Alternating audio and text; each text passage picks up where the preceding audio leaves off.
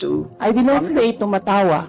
Gusto niyo ulitin? Gusto niyo ipabasa ulit sa secretary kung ano sinabi ko? I did not say tumatawa kayo.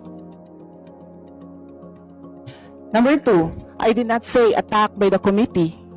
Number 3, I did not say collective action. Sa kanya nang galing yun.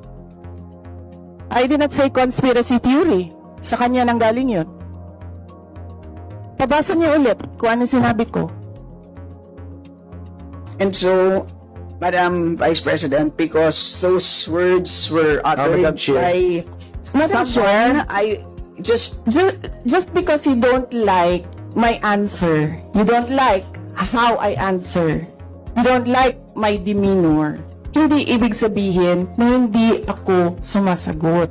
Yes, Just Madam Vice President. clarification is understandable if you want to be clarified of the words I uttered.